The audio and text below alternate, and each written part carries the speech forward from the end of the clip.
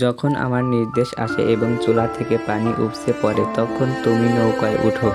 এরপর আল্লাহর আকাশ প্রবল বৃষ্টি বর্ষণ করেন এবং পৃথিবীর অভ্যন্তর থেকে পানি বের হতে থাকে। হযরত নূহ আলাইহিস সালাম ছিলেন আদম আলাইহিস সালামের দশক্য জন্ম। তিনি এমন এক জাতির মধ্যে নবুয়ত প্রাপ্ত হন যারা মূর্তি পূজায় লিপ্ত ছিল।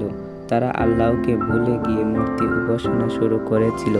তাদের কয়েকটি বিখ্যাত মূর্তির নাম ছিল উদ, সুওয়া, ইয়াউস ও নসর। এই জাতি ছিল অত্যন্ত অবাধ্য, আল্লাহর প্রতি বিশ্বাসহীন এবং অহংকারী।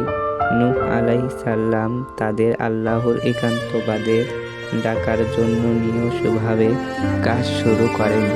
তিনি তাদের বারবার বলতেন কুরআনের ভাষায়, তোমরা আল্লাহর ইবাদত করো, তাকে ছাড়া তোমাদের আর কোনো উপাস্য নেই। কিন্তু তারা নূহ আলাইহিস সালামকে উপহাস করত এবং তার কথা মেনে চলতে অস্বীকার জানাত। তারা বলতো কুরআনের ভাষায়, তুমি তো আমাদের মতোই একজন মানুষ, আমরা তোমাকে কোনো বিশেষত্বের অধিকারী দেখি না।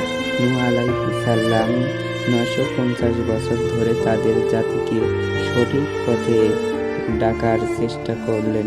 তিনি তাদের সামনে গোপনে দিন রাতে সব সময় দাওয়াত দিতেন, কিন্তু তারা নূহ আলাইহিস সালামের কথা শোনার পরিবর্তে আরও বেশি অবাধ্য হয়ে উঠল।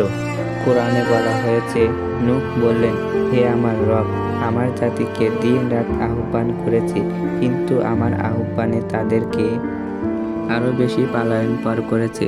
যখন নূহ আলাইহিস সালাম দেখলেন আমার জাতি সঠিক পথে আসবে না এবং তারা কেবল তাদের সন্তানদেরও পথভ্রষ্ট করছে, তখন তিনি আল্লাহ তাআলার কাছে প্রার্থনা করল কোরআনের ভাষায়, হে আমার রব, পৃথিবীতে একটাও কাফেরকে জীবিত রেখো না। আল্লাহ তাআলা নূহ আলাইহিস সালামের দোয়া কবুল করল এবং পুরো জাতিকে ধ্বংস করার জন্য একটি মহাপ্লাবনের ঘোষণা দিলেন। তবে আল্লাহ তাআলা এক নৌকা নির্মাণ নির্দেশ দিলেন যাতে ঈমানদাররা এবং প্রতিটা প্রাণীর একজোড়া বাঁচানো যায়। আল্লাহ তাআলা নূহ আলাইহিস সালামকে নৌকা নির্মাণের জন্য নির্দেশ দেন। আল্লাহ তাআলা বলেন, আমার তত্ত্বাবধানে এবং আমার নির্দেশে একটি নৌকা তৈরি করো। নূহ আলাইহিস সালাম আল্লাহর নির্দেশে একটি নৌকা তৈরি করলেন।